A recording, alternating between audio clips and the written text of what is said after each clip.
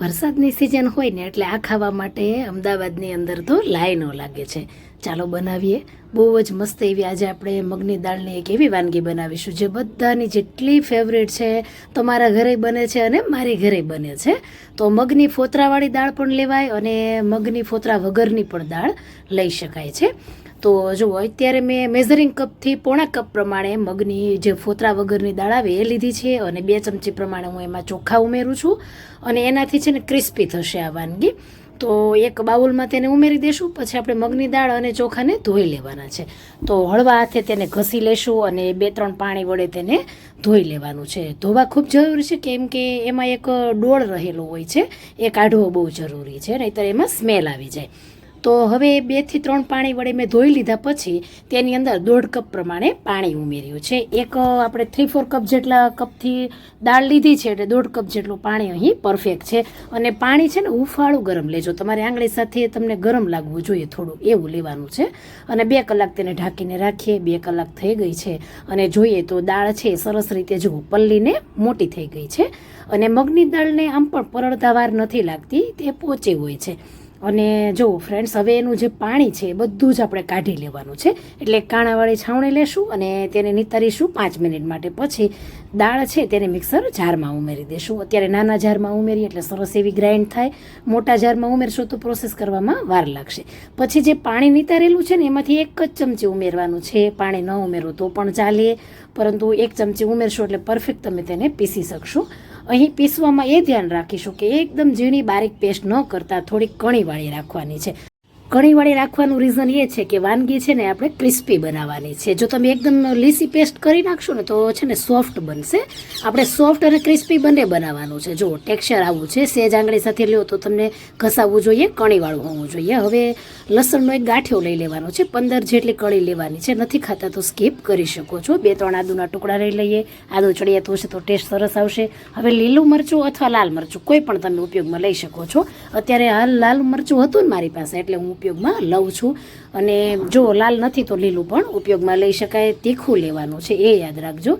અને તેને સેજ આ રીતે ખાંડી લેવાનું છે. હવે તેને પણ સાઈડમાં રાખી દેશું. પછી લેશું લીલા ધાણા. તેની ફ્લેવર તો એટલી સરસ આવશે તો ચોક્કસ ઉમેરજો. હવે જો કદાચ લીલા ધાણા નથી ને તો તમે ઇનોવેટિવ પણ થોડુંક કરી શકો, જેમ કે પાલક, મેથી એવું પણ ઉમેરી શકાય. તો જો આ રીતે મેં ધાણાને ઝીણા ઝીણા સમારી લીધા છે. વીણીને ધોઈ લીધા પછી સમારી લેવાના છે, ખાસ ધોઈ લેવા. અને જો અત્યારે વરસાદ ચાલુ છે અને એટલી સરસ આમ ઠંડક છે, તો આ વાનગી તો એટલી સરસ બને છે ને કે દરેકના ઘરમાં તો બને, સાથે બહાર પણ લોકો એટલા જ ખાવા જાય છે. અને અમદાવાદમાં તો ખાસ કરીને લાઈનો લાગતી હોય છે મોટી મોટી. કોઈ કહીએ કે 1-2 કલાક સુધી તો વારો પણ નથી આવતો. બહુ જ મસ્ત એવી આ વાનગી છે. તો ચાલુ વરસાદમાં ખાવાની તો એટલી મજા પડવાની છે. તમે પણ બનાવજો, વરસાદ આવે ત્યારે તો ખાસ બનાવજો. લીલા ધાણા ઉમેરી દેશું, સાથે આદુ મરચાં અને લસણની પેસ્ટ બનાવતી તે ઉમેરી દઈએ. 1/2 ચમચી મરી પાવડર ઉમેરી દેવાનો છે. 1/2 ચમચી હિંગ ઉમેરજો, એટલે દાળની વાનગી છે એટલે પચવામાં હળવી રહે. 1/2 થી 3/4 ટીસ્પૂન એટલે કે પોણી ચમચી પ્રમાણે મીઠું ઉમેરી શકાય છે. અને જો સ્વાદ પણ ચાખી જોવાનો કે તમને મોળું ઓછું લાગે તો મીઠું ઉમેરવાનું. કેમ કે જો દાળનો ભાગ છે ને તેમાં ઘણું ખરું વધારે મીઠાનો ઉપયોગ થતો હોય છે. હવે મેં 3 થી 4 મિનિટ માટે તેને સતત ફેટી લીધી છે. ફેટવાથી એકદમ બેટર ઉજળું બને છે. હવે પાણીમાં છે ને આ પ્રોસેસ એક ખાસ કરી લેજો, એટલે વાનગી છે ને કઠણ નહીં બને. જુઓ 3 મિનિટ થઈને તેમ છતાંય જોઈએ ને તો છે ને મિશ્રણ છે પાણીમાં મિક્સ થઈ જાય છે.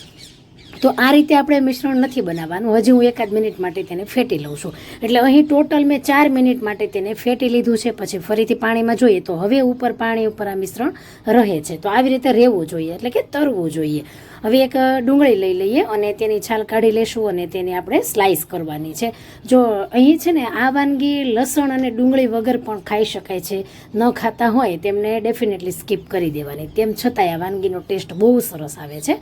હવે જુઓ, ડુંગળી સમારીને તેને મેં આ રીતે ઝીણા ઝીણા લચ્છા કરી લીધા છે. તો આ રીતે આપણે તેને સમારી લેવાની છે. અને ત્યાર પછી હવે તેલનું તાપમાન જોઈએ તો મિશ્રણ ઉમેરો એટલે તરત જ ઉપર ન આવવું જોઈએ, એવું આપણે તેલ રાખવાનું છે. જો બહુ ગરમ હોય તો જ મિશ્રણ તરત જ ઉપર આવે એવું નથી રાખવાનું. આપણે મીડિયમ તેલ ગરમ રાખવાનું છે અને ગેસની ફ્લેમ પર અત્યારે મીડિયમ જ રાખવાની છે. અને જો બહુ ફાસ્ટ રાખીએ તો અંદર કાચા રહે વડા અને ઉપરથી તે લાલ થઈ જાય. આપણે તો લાલ જ નથી બનાવવાના, ગોલ્ડન કરવાના છે. લાલ કલર બિલકુલ નથી આવવા દેવાનો.